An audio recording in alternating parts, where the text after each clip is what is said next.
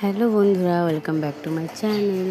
তো দেখতেই পাচ্ছ আমরা চলে এসেছি একটু মার্কেটে শ্রেয়সীকে রেখে, ওর পিসিদের কাছে রেখে চলে এসেছি, যেহেতু ওর বার্থডে রাত্রেবেলাতে একটু সেলিব্রেট করতে হবে। তো আমরা ওর ছোটো পিসির ছেলেকে বলে রেখেছিলাম যে চলে আসবি আমাদের বাড়িতে, আর বড়টা তো থাকেই এখানে। তো ওদের দুজনকে বলে এসেছি যে বেলুন টেলুন ফোলা, তোরা ছোটো হালকা মতন একটু ডেকোরেশন কর। আর একটা টেন্ট হাউস আছে, তো ওই টেন্ট হাউসের মধ্যে বলেছি বেলুন টেলুন গিফট বাগেরা যা কিছু থাকবে সব ওর মধ্যে লুকিয়ে রাখবি। সে হলো ঘুমানোর জন্য কান্নাকাটি লাগিয়ে দিয়েছি, যেহেতু অনেকটা রাত হয়ে গেছে। মানে হয় না, একটা টাইমের পর যতই জেগে থাকবো বলে তারপর ঘুম চলে আসে। তো তারপরে ঘুমানোর জন্য কান্নাকাটি করছে বলে ওর পিসি ওকে একটু বোধহয় ফোন টোন দিয়ে চুপ করে রেখেছে। আর এদিকে এই যে মানে এত বেলুন ফুলেছে, তারপরে আমরা আসার পরেও দেখছি হয়নি। তো ফাইনালি একটু মানে ঘরটাকে গুছিয়ে টুছিয়ে রাখলাম। আর টেন্ট হাউসটা হলো পাশের রুমে রাখা হয়েছিল, লুকিয়ে যাতে বুঝতে না পারে। তারপর হলো গিয়ে যে একে একে সব আমি রেখে দিচ্ছি, যে এবার হলো 12টা মানে বেজেই যাবে রাতে।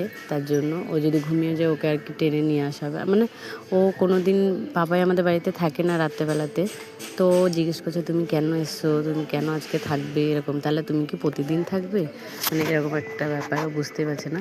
আমি একটা ছোট্ট ওই যে চকলেটের পুতুল বানিয়েছিলাম, একটা মানে ললিপপ ধরনের, ওটা বানিয়েছিলাম। তো এই যে ওকে নিয়ে চলে এসছে ওর দাদা, চোখ বন্ধ করে এসে নিয়েও অবাক হয়ে গেছে। হ্যাঁ, তারপরে এই যে ও পেয়ে গেছে। ও এখন ঢুকে নিয়েও বুঝতে পারবে যে ভিতরে কি হচ্ছে ব্যাপারটা। হ্যাঁ, তো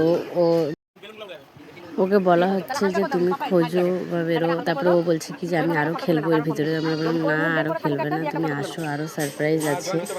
তো ওই জন্য ও বেরোচ্ছেই না, ও খেলতে চাইছে। ও ভাবছে মানে এইটুকুই আমরা এইভাবে করে রেখেছি।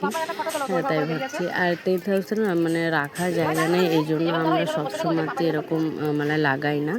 যখন যেদিন ওর খেলতে ইচ্ছে করে সেদিনই লাগায়, তারপরে আবার এইভাবে রেখে দিই। তো দাদারা একটু ফটো তুলছে, ওর ঠাম্মি ওরা ভিডিও কল করবে তাই।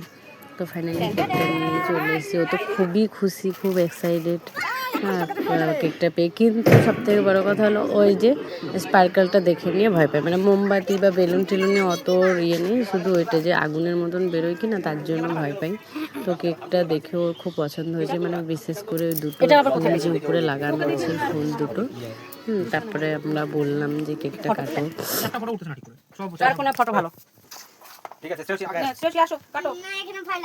ভাই ভয়ের কি আছে? মোমবাতিটা বলছে কিন্তু। আরে ওটা ভয়ের কিছু নাই, দেখ কোথায় যায় দাঁড়াচ্ছে। আশ্চর্য, কিচ্ছু হবে না, বসো। Happy birthday to you. কত দূর থেকে বলছো? Happy birthday to you, happy birthday to you. ওই বাপ রে, এবার খাবলা উঠে নিচে কেক রে। বুনো দেখ, বুনো দেখ পাপাই কেক খাবলা। হাই হাই, আরে বাবা নো, কেক উঠানোর কি চোট, এ তো ভাঙে ভাঙে কেক উঠাচ্ছে। এ মা, আমার বেলা এটুকু আরে দিব যে ওই সুযোগটা দিবে, খাওয়ানো শুরু করতে এখন আমাকে কইটুকু খাওয়াই দিবি নাও। আইয়া এ নাও কাকু, বসো। আসো কাকু, আরে আসো। এই কি বলে তোমাকে? হ্যাঁ হ্যাঁ, চলে আসো আবার। তো ফাইনালি কেক কাটা হয়েছে। বাপরে, ও সে মানে চাকুই করে না কেটে হাতে করে খাবলে খাবলে উঠাচ্ছে। তারপর হলো কি ওই যে ওই ফুল দুটো নিয়ে বসে গেছে। ও দাদারা চাইছে তো ও দিতেই চাইছে না, মানে ওর ফুল দুটোই বিশেষ করে পছন্দ হয়েছে। আর নিশানকে তো দেখতেই পারে না, ও ওকে দেখতে মানে দুজনের কাছে লেগেই থাকে।